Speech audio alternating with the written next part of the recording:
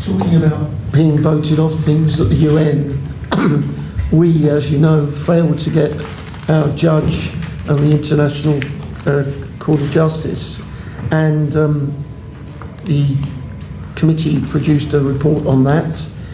And in the memorandum we received from the Foreign Commonwealth Office on Global Britain, you said that you would be building on lessons learned from the loss of our seat on the International Court of Justice.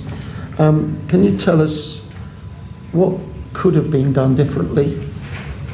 Well, actually, I think obviously it was disappointing that Chris Greenwood wasn't elected. He was a superb candidate. He very nearly got it on the first ballot. I think that there are all sorts of considerations have been advanced to me about. I think Can we move? Nothing to do. We don't want to run out of time, Mike. Talking about being voted off things at the UN, we, as you know, failed to get our judge of the International Court of Justice, and the committee produced a report on that. And in the memorandum we received from the Foreign Commonwealth Office on Global Britain, you said that you would be building on lessons learned from the loss of our seat on the International Court of Justice. Can you tell us what could have been done differently?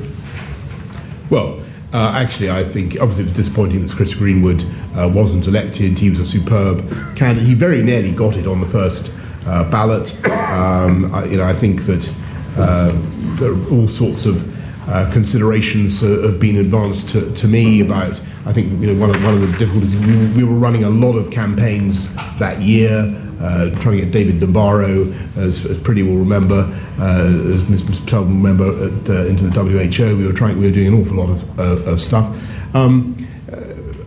We will make sure that we contest the next election, that we succeed, and that should be the ambition of any country. And, I want to say I must stress I congratulate the Indians on their success. We were told that you were going to carry out an exercise to assess the reasons.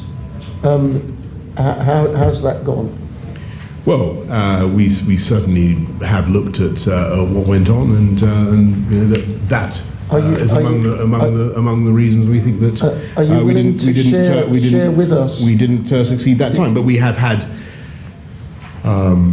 plenty of successes. We got Mark Lowcock into torture. We got specifically on the failure. Martin Griffiths is the new Foreign Secretary. representative The questions Yemen. about the failure, and you as a Foreign Commonwealth Office. We were told you were going to look in detail to find out the reasons and learn the lessons. I'm asking you specifically. Well, I think unless I miss my guess, that you had a whole session. We had a session with Lord Ahmad on this matter on the 7th of February. We had a session, and we were told there was going to be within the Foreign Commonwealth Office an assessment, and you were going to look at the lessons. And we produced a report, and your response to our memorandum sent to us on Global Britain refers to building on the lessons learned. I'm asking you what specific lessons there are. Well, I think I've given one, which is when you're even with the resources at our disposal, sometimes you don't run too many campaigns at once. Well, you may not be able to choose the timing of these changes, surely. Yeah. We know them. We know the timing is fairly well in advance. But we decided to go for we were perhaps greedy. We decided to go for the WHO, and obviously we had to contest the ICJ. Are you saying that the United Kingdom should not have a position on both the ICJ and the WHO, given our generosity in aid and our importance to the international rule of law? No, so it was the Director General of the WHO. Was Indeed, there's no question of not having a position on the WHO. Mr. Dugard.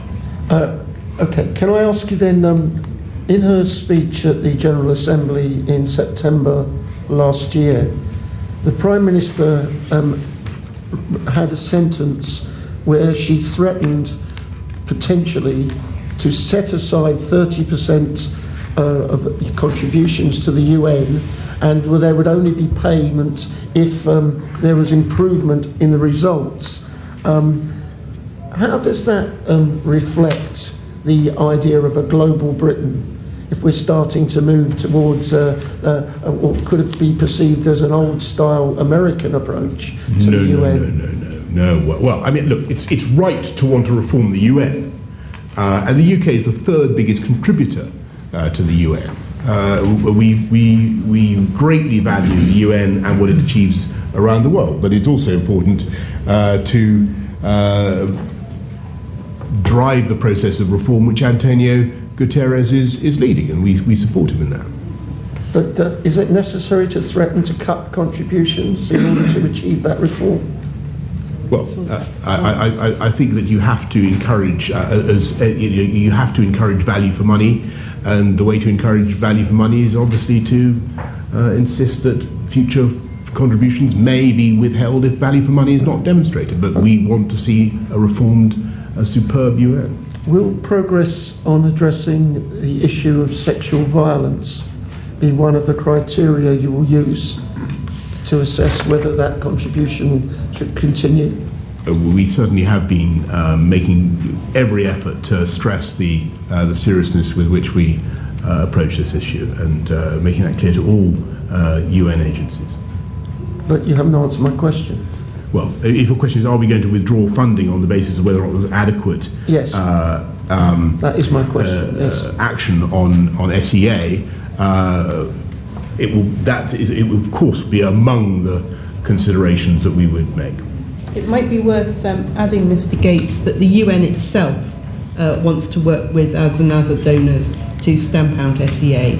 So it's a slightly different issue from performance, where the UN is responsible. The UN as a body is very determined to take proper action against SEA. So your performance assessments then, is that related to particular agencies, organisations within the UN?